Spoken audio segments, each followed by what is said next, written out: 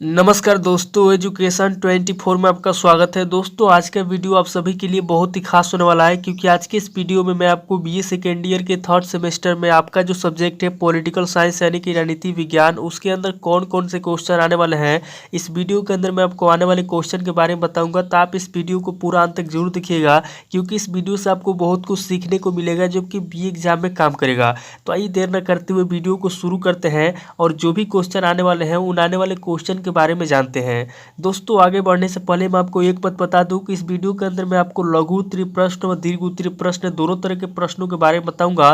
तो आप इस वीडियो को स्किप किए बिना पूरा देखिएगा, ताकि आपको दोनों तरह के प्रश्नों के बारे में पता चल सके। तो आइए बिना किसी देरी के हम लोग शुरू करते हैं और सबसे पहले लघु उत्तरीय प्रश्नों के बारे में जानते हैं। तो यहाँ पे दोस्तों लघु उत्तरीय प्रश्नों में पहले प्रश्न की बात की जाए तो यहाँ पे आपका पहला प्रश्न दिया हुआ है, अनुच्छेद 356 के अंतर्गत की गई घोषणा के संवैधानिक परिणाम बताइए। पहला क्वेश्चन कह रहा है जो अनुच्छेद 356 के अंतर्गत की गई घोषणा है, यहाँ पे आपको अनुच्छेद 356 के अंतर्गत की गई घोषणा के संवैधानिक परिणाम बताना है।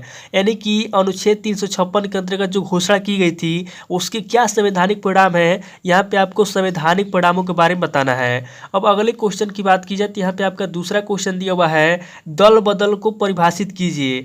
दूसरा क्वेश्चन कह रहा है जो दल बदल है, यहाँ पे आपको दल बदल की परिभाषा लिखना है, यानी आपको बताना है कि दल बदल किसे कहते हैं, दल बदल क्या होता है। अब अगले क्वेश्चन की बात की जाए तो यहाँ पे आपका तीसरा क्वेश्चन दिया हुआ है, भारतीय राजनीति में सांप्रदायिकता के किन्हीं 4 दुष्परिणामों का वर्णन कीजिए। तीसरा क्वेश्चन कह रहा है जो भारतीय राजनीति है, यहाँ पे आपको बताना है कि भारतीय राजनीति में सांप्रदायिकता के क्या दुष्परिणाम है, यहाँ पे आपको 4 दुष्परिणामों का वर्णन करना है। अब अगले क्वेश्चन की बात की जाए तो यहाँ पे आपका चौथा क्वेश्चन दिया हुआ है, भारतीय राजनीति में जाति की भूमिका के संबंध में आपके निष्कर्ष क्या है। चौथा क्वेश्चन कह रहा है जो भारतीय राजनीति है, यहाँ पे आपको भारतीय राजनीति में जाति की भूमिका के संबंध में निष्कर्ष बताना है। यानी कि जाति की भूमिका के संबंध में आपके जो भी निष्कर्ष है, यहाँ पे आपको अपने निष्कर्ष के बारे में बताना है, आपको अपने निष्कर्ष लिखना है। अब अगले क्वेश्चन की बात की जाए तो यहाँ पे आपका पांचवा क्वेश्चन दिया हुआ है, भारत में क्षेत्रवाद से क्या आशय है। पांचवा क्वेश्चन कह रहा है कि जो भारत में क्षेत्रवाद है, यहाँ पे आपको बताना है कि भारत में क्षेत्रवाद से आप क्या समझते हैं, या फिर भारत में क्षेत्रवाद क्या है, यहाँ पे आपको क्षेत्रवाद का आशय बताना है। अब अगले क्वेश्चन की बात की जाए तो यहाँ पे आपका छठा क्वेश्चन दिया हुआ है, जाति तथा वर्ग में अंतर स्पष्ट कीजिए। छठा क्वेश्चन कह रहा है कि जाति तथा वर्ग में क्या अंतर होता है, यहाँ पे आपको जाति तथा वर्ग में अंतर स्पष्ट करना है। अब अगले क्वेश्चन की बात की जाए तो यहाँ पे आपका सातवां क्वेश्चन दिया हुआ है, पंथ निरपेक्षता पर भारतीय दृष्टिकोण की विवेचना कीजिए। सातवां क्वेश्चन कह रहा है जो पंथ निरपेक्षता है, यहाँ पे आपको पंथ निरपेक्षता पे भारतीय दृष्टिकोण की विवेचना करना है। यानी कि पंथ निरपेक्षता को लेकर के भारतीय दृष्टिकोण क्या कहता है, यहाँ पे आपको भारतीय दृष्टिकोण की विवेचना करना है, यानी कि भारतीय दृष्टिकोण के बारे में बताना है। अब अगले क्वेश्चन की बात की जाए तो यहाँ पे आपका आठवां क्वेश्चन दिया हुआ है, भारतीय राजनीति में धर्म की भूमिका को संक्षेप में बताइए। आठवां क्वेश्चन कह रहा है जो भारतीय राजनीति में धर्म की भूमिका है, यहाँ पे आपको भारतीय राजनीति में धर्म की भूमिका को संक्षेप में बताना है। अब अगले क्वेश्चन की बात की जाए तो यहाँ पे आपका नवा क्वेश्चन दिया हुआ है, मतदान व्यवहार के अध्ययन में क्या कठिनाइयाँ हैं। नवा क्वेश्चन कह रहा है कि जो मतदान व्यवहार है, यहाँ पे आपको बताना है कि मतदान व्यवहार के अध्ययन में क्या कठिनाइयाँ हैं। अब अगले क्वेश्चन की बात की जाए तो यहाँ पे आपका 10वां क्वेश्चन दिया हुआ है, भारत में जाति और राजनीति के परस्पर संबंधों को स्पष्ट कीजिए।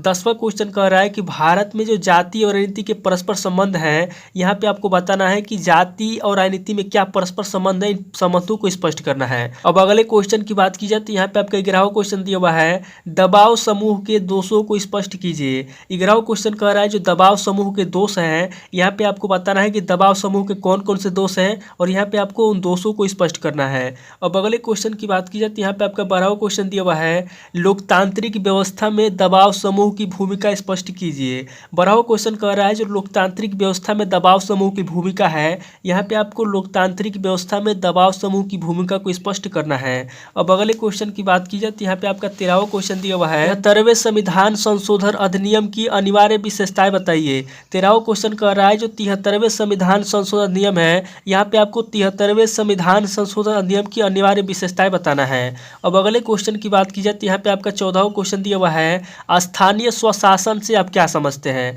14वां क्वेश्चन कह रहा है कि स्थानीय स्वशासन से आप क्या समझते हैं, यहाँ पे आपको स्थानीय स्वशासन की परिभाषा लिखना है। अब अगले क्वेश्चन की बात की जाए तो यहाँ पे आपका 15वां क्वेश्चन दिया हुआ है, प्रजातांत्रिक विकेंद्रीकरण से आप क्या समझते हैं। 15वां क्वेश्चन कह रहा है कि प्रजातांत्रिक विकेंद्रीकरण क्या होता है। 15वें क्वेश्चन के अंदर आपको प्रजातांत्रिक विकेंद्रीकरण के बारे में बताना है।